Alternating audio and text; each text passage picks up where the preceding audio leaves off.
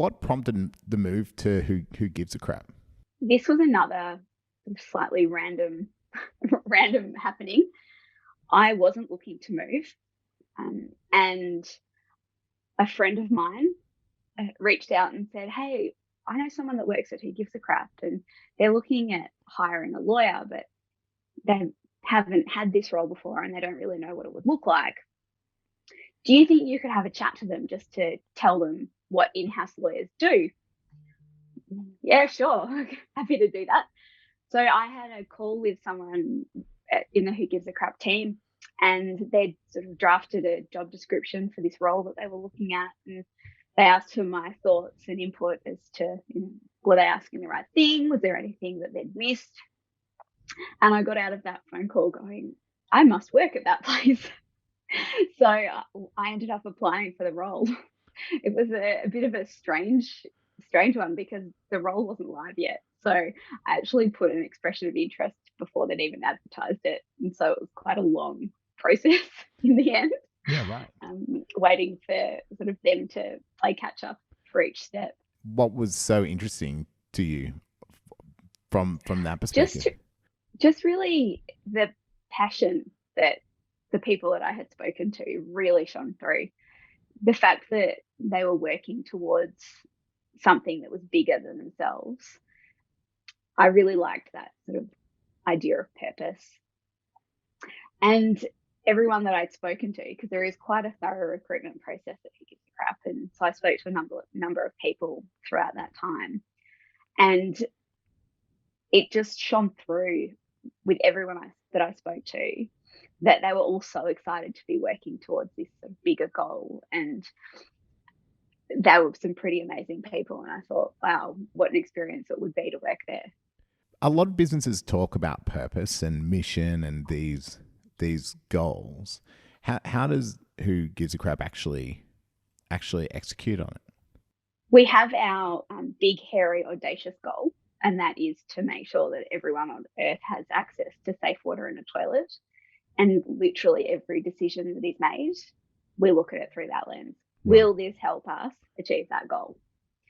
And it can seem a little bit strange when you're not in one of the impact teams, how it fits in. But even my role, every contract I review, that's the lens that you put on it. That's sort of something that is framing the advice that you give and the decisions that we make in the business.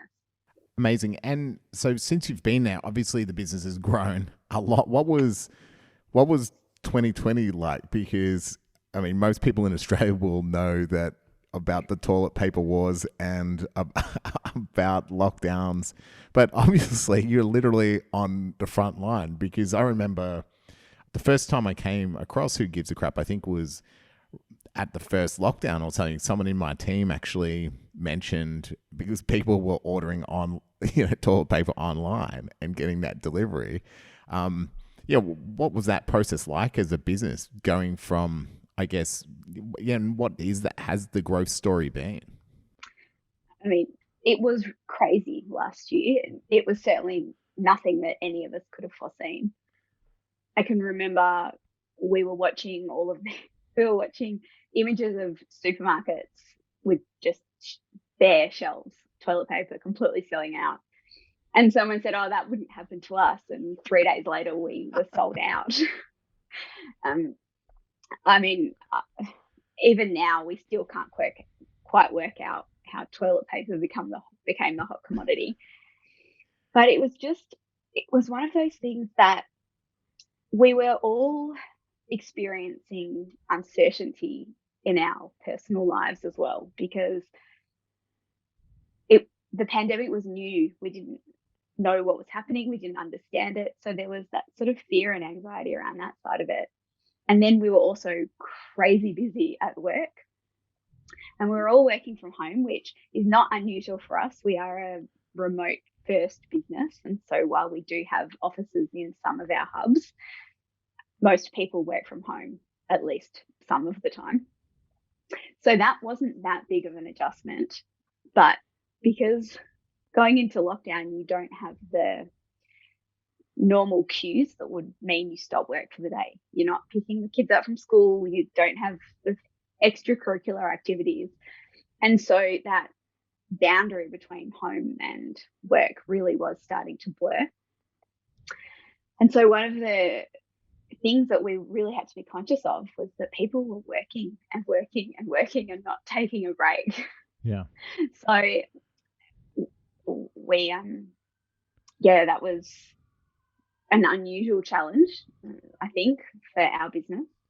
And because we are all a group of quite passionate people and a really collaborative group of people as well, I think people weren't taking any breaks because they felt that if they weren't working, they were letting other people down.